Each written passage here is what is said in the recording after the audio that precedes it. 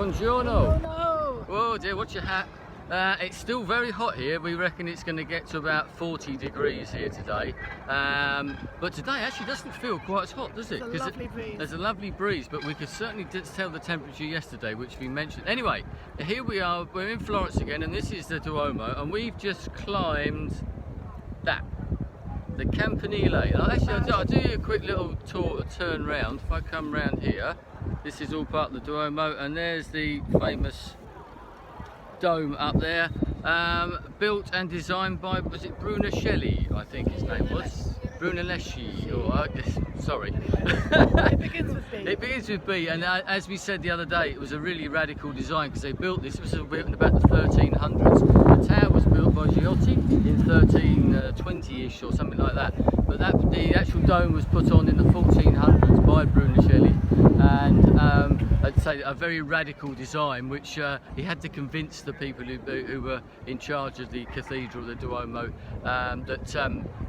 that he could make it stand up and it would actually work, and it does. We haven't gone up there.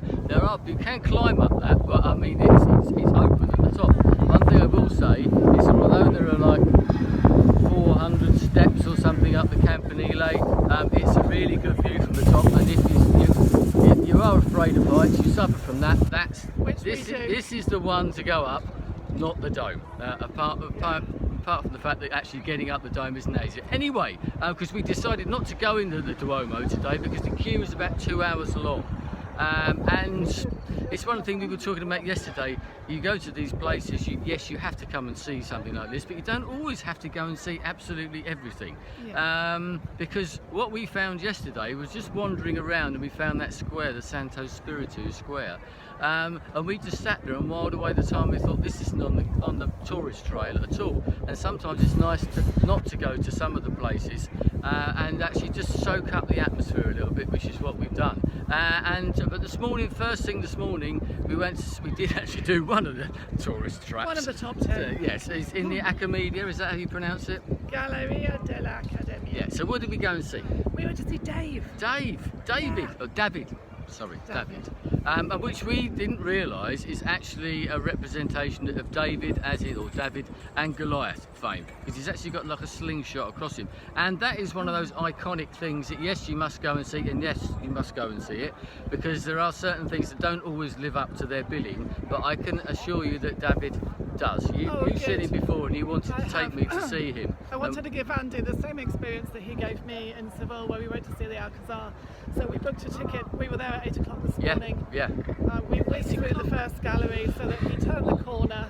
And there he is. And there he is. And it's just the standing tall and standing proud.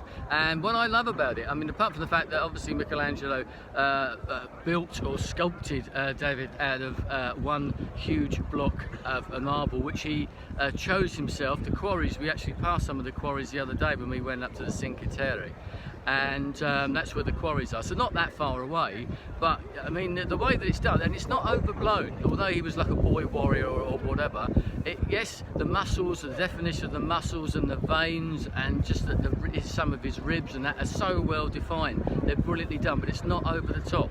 It's realistic, not idealistic, I think is what I said at the time. So that makes it all the much better. The way it's lit and the way it's positioned, and the fact that it is so tall as well. We've got the image of one we showed you the other day in one of the squares, I believe, which is a copy. But this one is so much more imposing. We think it's a bit taller as well, don't we? Yes, and it's just the whiteness of the marble. I think the piece of marble was called the Giant.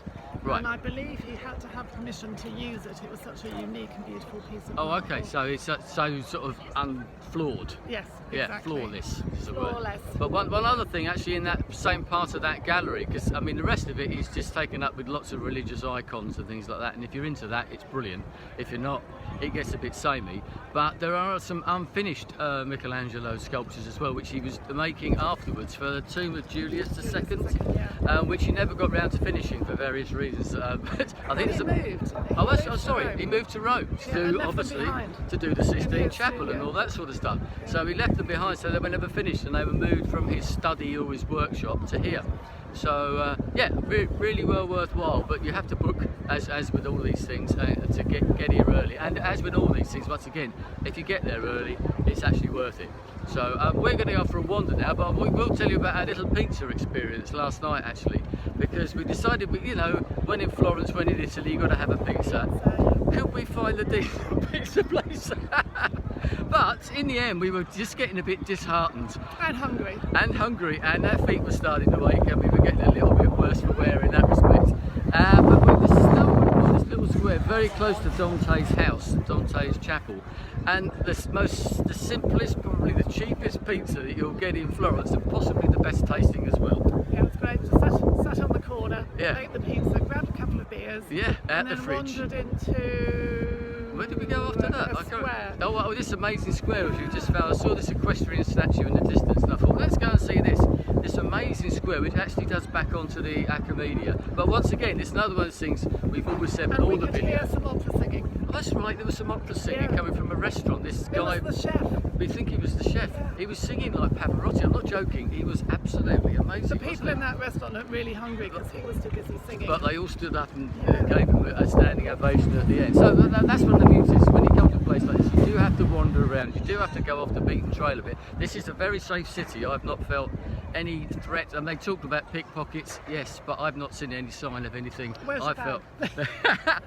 Well, but I lost my hat. And, but no, it's a lovely city, and we tomorrow we're here for the rest of the day. We're going to go and have a wander. We might even go back to our favourite square that we found yesterday and while away a couple of hours this Because they're afternoon saying again. 41 today, Yes, so I think yes. we need some shade. But it doesn't. They say it doesn't feel quite so Yeah, bad it's good. today. But tomorrow we go off to Siena for a couple of days. Another Campanile to climb. Oh, good. Yes, a joy of joys. Anyway, we'll see you again tomorrow, no doubt. Yeah.